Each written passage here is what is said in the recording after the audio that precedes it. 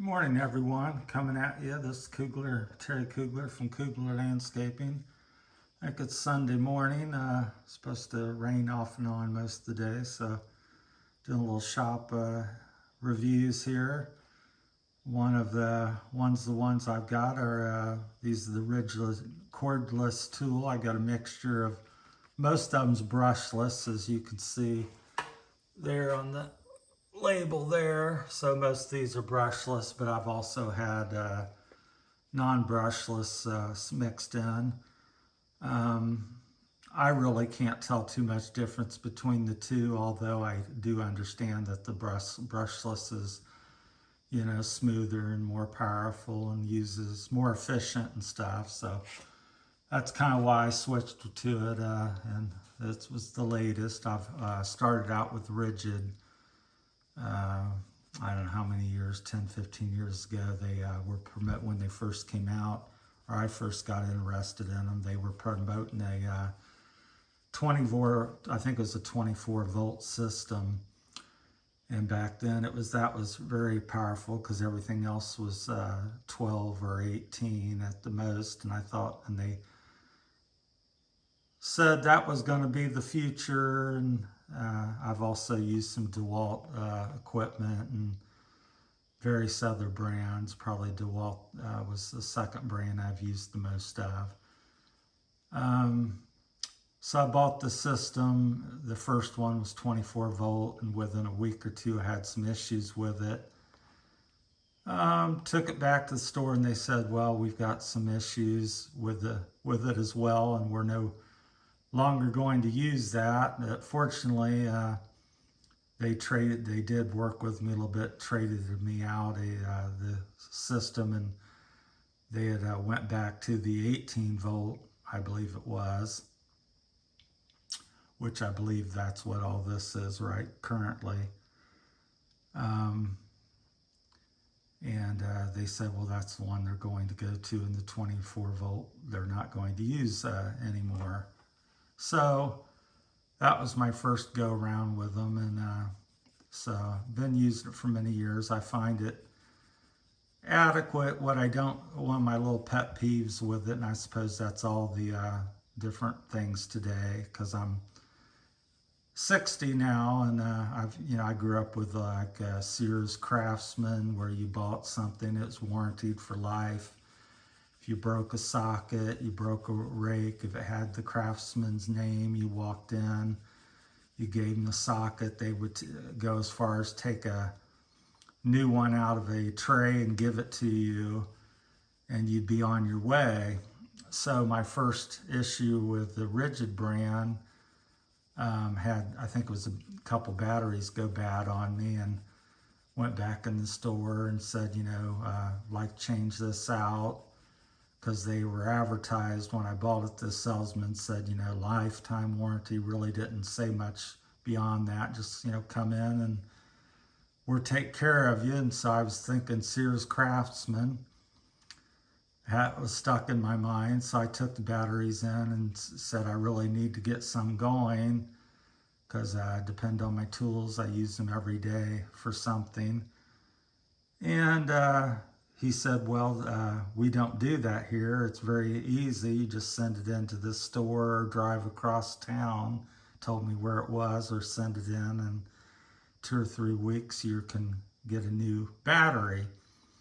Said, but you have to have the written down the logo. And I said, well, I didn't do that. And of course, I never could end up getting a new battery, because you have to have these numbers here. I don't know if you can see it there, I think in the white lettering. And if you don't write them down and you don't get each letter and number right on each tool and each battery, because you just can't have the tool, you have to have the batteries. And with me, as you can see here, this is just half of my Ridgid tools. I've got a radio, I've got 6, 7 chargers, I've got 15, 20 batteries, and plus I've got probably double what you see here. I just set out some of the ones I didn't think it was needed to duplicate everything. But so I've got other stuff, and I just find it's a pain in the butt to do things like that. You guys can chime in and let me know what you think. But so it just makes it very difficult. So I have had several batteries over the years go bad, as you might expect in 10, 15, 20 years of use. And I've dropped a couple tools here in the shop on the wooden floor and have broke them, or something went wrong internally. And of course, if you've got a number wrong or failed to write down it correctly, they won't cover it, or they haven't for me at least. So even though they know that I purchase all these tools, and I've probably spent I would say $2,500 to $3,500 at least in these tools. I got a couple bags and kits and separate pieces and stuff. So I do like the bigger circular saw. This runs, turn it around here so you can see it runs the standard blade there, 7.25 inches. So I like that, because when they first come out they were a little bit smaller. So, but it works for me. I just don't like the warranty aspects and all the hoops you got to go through. So that's what I was most disappointed in. So I've just been sticking with it because I've got all the accessories with it. So like to hear about the different cordless tool brands that you like and why you might like to use them and stuff. What's the pros and cons? Like the Milwaukee, I hear it's very good, and had one or two of theirs, but I've never bought the whole kit system. I had several DeWalt. I don't think I had their complete system, but I bought some a drill, and I got their I had a light and two or three things from DeWalt, and it seemed okay. At the time I purchased theirs, they were pushing a 36 volt, but I just found it was so outrageously expensive for the batteries and stuff. I think this was like 15, 20 years ago. I think the battery was like $200 or something a piece, and when you're talking about a dozen different tools, and so 12 times 200, just the battery alone just about kills you. So I just thought the 18 or the more standard-ish volted kits were a much better value, than, even though the one was a bit more powerful. Trying to make sure whatever. So I got a mixture of 4 amp batteries, and I think I got a 2 6-amp. There's a 6-amp on my cutoff wheel. So I've got a couple of them, and I got a 3-amp. I think the batteries over the years, I think they're using maybe a switch to the 21700 cells. And so this is 6-amp battery, for instance. That's a 4-amp over here. I'll try to get it out. And if you lean them up here, and if you look at them, they're both 18 volt. The 6-amp is more compact, or no bigger. It appears to be more compact than the 4-amp. So that's the technology. They can really cram a lot of power in. I think it says somewhere what it is. I'm trying to see if I can find it real quick. But I think this is 100 and some volts or something, or amps or something. I can't remember where it says it. Anyhow, it says it on there somewhere, but the battery technology, as you can tell, has come a long ways, and you get a lot more power in a smaller package. So I wouldn't hesitate to, I think 6-amp on 810 would be the way to go for me. As I keep buying extra batteries, that's where I'm going, the 6-amp or better. No more 3 and 4-amp, because I like the run time and the power. So that's kind of my take on the Ridgid cordless tool brand. Uh, it's fairly decent. Don't like the warranties and the hoops you got to jump through. I'm an old guy and grew up with Craftsman and used to that type of service. But that's gone as well. So out of all of the tools here, I think my Impact there is one of my favorites. They're most used. And then the cutoff wheel I really like. And of course I like the lights and the drill. I use quite a bit, but that Impact works really well. And then I've got another heavy duty,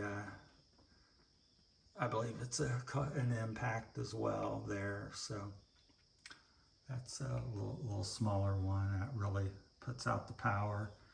So yeah, the cordless tools have really come a long ways and over the last 10 or 15 years. And I see the electric and the battery stuff, you know, getting into the chainsaws. I recently did a video on my Stihl, I think it's the SM120 or 220, I believe, chainsaw. And so, yeah, they're starting to invade the, I've seen electric 21-inch mowers, you name it, everything seems to be going electric. But I think in the bigger stuff, it still has a ways to go, commercial, at least for me.